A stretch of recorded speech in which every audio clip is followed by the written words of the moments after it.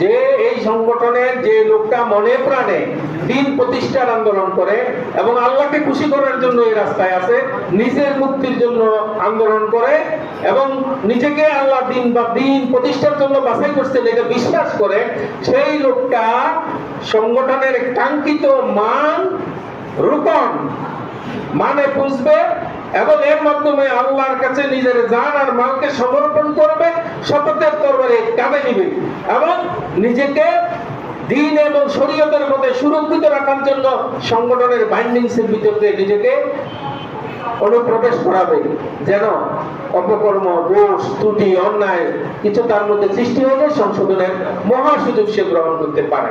এটা কি ভালো না খারাপ?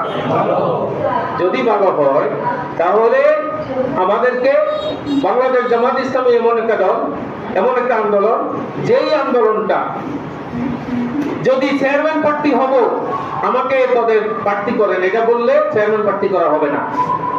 যদি মেম্বার প্রার্থী হতে চান, যদি গ্রুপিং করেন যে আমার মেম্বার বানাইতে হবে, গ্রুপে সবাই কয়েকজন একমত হন আমার দেওয়ার জন্য লবিং করেন, আপনাকে দেওয়া হবে না, কারণ এখানে কোনো পদ চাইলে দেওয়া হয় না। এটা জানেন? আমার নির্বাচনে কেউ যদি ক্যাম্পেইন করে যে ও হচ্ছে মুখ ভালো বা আমার ভোট দিলে বোধ ভালো হবো, তিনি কি আমি দিতে পারবেন? তার মানে শরীয়ত স্পষ্ট যে পদ চায় তাকে দেওয়া যাবে না। পদলোভী ব্যক্তির জিম্মাদার কে হয়? শয়তান।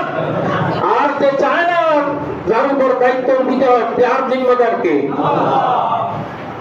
আমরা কি আল্লাহর জিম্মা যাবো না নিজের জিম্মা যাবো?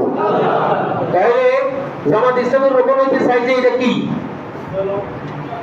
আল্লাহ রাব্বুল আলামিন বলছেন ইন্নাল্লাহা আশতারা মিনাল মুমিনিনা আনফুসাহুম আমওয়ালাহুম বিআন্না লাহুমুল ইউকাতিলুনা ফি সাবিলিহি ফায়ুকতালুনা ওয়া'দান আলাইহি হাক্কান ফিত তাওরাত ওয়াল ইনজিল ওয়াল কুরআন ওয়া মান আওফা বিআহদিহি মিনাল্লাহ ফাসতাবশিরু বিবাইকুম আল্লাযী বায়াতুম বিহি ওয়া যালিকা হুয়াল ফাওজুল আযীম।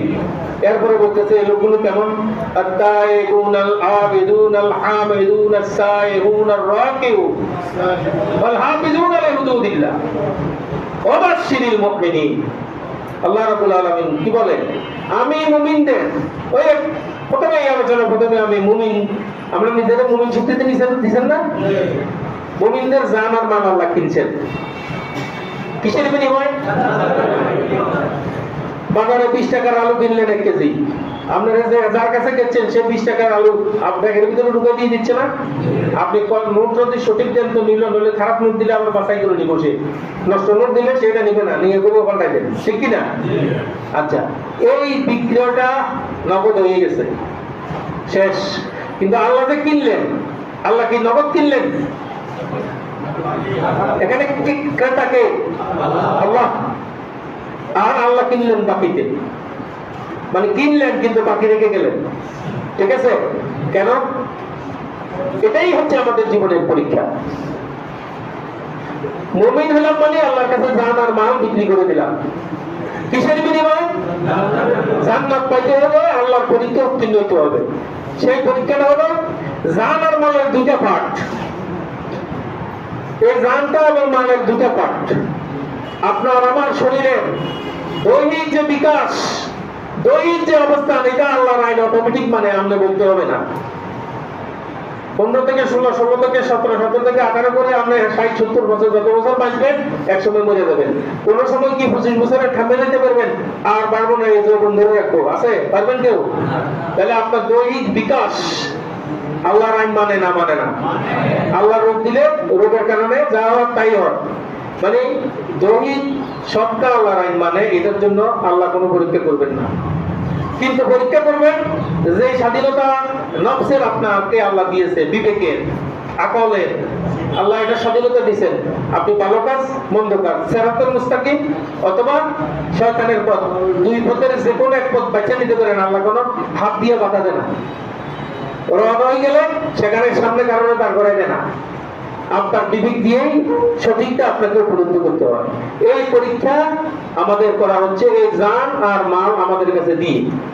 আল্লাহ বাকি রাখছেন, আমি বিক্রেতা যেরকম ক্রেতা যেরকম বিক্রেতার কাছ থেকে মালটা সঠিক ওজন করে 1 কেজি আলু কিনে নিল, সে চলে গেল, দেনাপানা শেষ। আল্লাহর সাথে শেষ হয়ে যায় নাই। বিক্রি হওয়ার পরে আল্লাহ যেভাবে চান, যখন চান, যেইভাবে চান সেভাবে নিজেকে হাজির করা, সেভাবে পেশ করা, সেভাবে দায়িত্ব পালন করা, সেভাবে উপস্থিত হওয়া, সেই চেতনা উপলব্ধি করা, সেভাবে মৃত্যু পর্যন্ত থাকা, এটাই হচ্ছে আল্লাহর কাছে বিক্রয় হওয়ার হাকিকত। ঠিক আছে? তাহলে আমার যে